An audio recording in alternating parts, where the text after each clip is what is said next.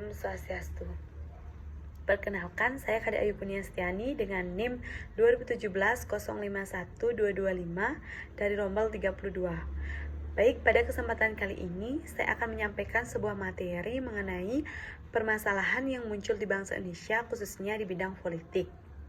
Sesuai dengan topik tersebut, maka pada pembahasan kali ini saya akan membahas suatu masalah politik, yaitu khususnya penundaan dilaksanakannya pemilu. Alasan ditundanya pelaksanaan pemilu tahun ini dikarenakan adanya suatu wabah penyakit, yaitu COVID-19. Di mana diketahui bahwa COVID-19 ini merupakan salah satu penyakit yang berbahaya serta meresahkan masyarakat maupun pemerintah dalam melakukan suatu aktivitas. Karena penyakit ini sangat mudah sekali menularkan kepada orang lain. Nah, sejak diketahuinya salah satu warga negara yang positif COVID-19 diperkirakan pada bulan Maret 2020, pada saat itulah pemerintah menetapkan status darurat nasional COVID-19 serta menetapkan adanya PSBB di beberapa kota untuk memutus rantai penyebaran COVID-19 tersebut. Maka diputuskan bahwa pemilihan umum atau pemilu tahun 2020 ini akan diundur menunggu perkembangan dari penyakit COVID-19 ini ke depannya. Nah, apabila wabah penyakit COVID-19 ini masih ada atau semakin memburuk, maka akan diundur lagi sampai setahun ke depannya. Karena tidak mungkin kita memaksa untuk melakukan suatu pemilihan umum di tengah pandemi COVID-19 ini. Karena kita ketahui bahwa penyakit ini sangat beresiko dan berbahaya, khususnya bagi pemerintah maupun masyarakat yang ingin menyelenggarakan pemilu tersebut. Menurut Undang-Undang Nomor 10 Tahun 2016 mengatakan bahwa Kepala Daerah hasil pemilu tahun 2020 akan menjabat sampai pada tahun 2024 karena diperkirakan pada tahun ini tidak akan diselenggarakan suatu pemilihan umum atau pemilu. Selain dari hal tersebut, pengunduran pemilu tahun 2020 dan memperpanjang masa jabatannya sangat berdampak pada regulasi yang mengatur, dikarenakan tidak adanya perangkat hukum yang mengatur kepemimpinan kepala daerah pada periode kedua.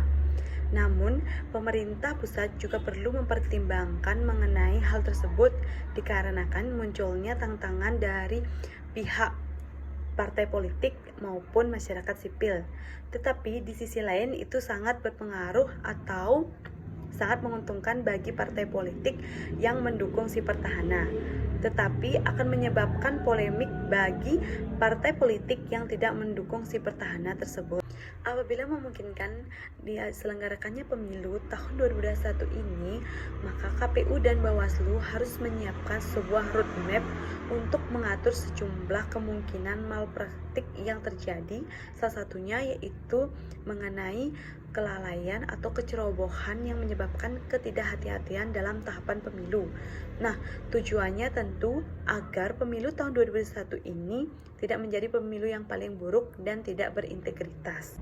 Adapun antisipasi yang dapat dilakukan dalam penyelenggaraan suatu pilkada atau pemilihan umum, yang pertama yaitu KPU dan Bawaslu harus membuat suatu peraturan mengenai ukuran-ukuran dalam hal penyelenggaraan suatu pilkada maupun ditundanya suatu pilkada. Yang kedua yaitu Bawaslu harus mengantisipasi adanya suatu malpraktik serta membuat suatu skema yang inovatif untuk mencegah adanya hal-hal yang tidak diinginkan dalam suatu penyelenggaraan pemilu.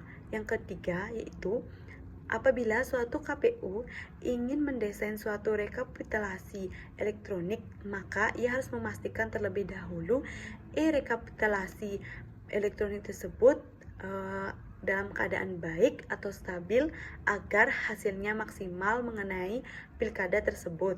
Yang ketiga, apabila KPU ingin mendesain rekapitulasi elektronik, maka ia harus memastikan rekapitulasi elektronik tersebut dalam keadaan baik dan stabil agar keamanan suatu data tersebut baik dan sesuai serta hasilnya nanti resmi dalam pilkada tersebut.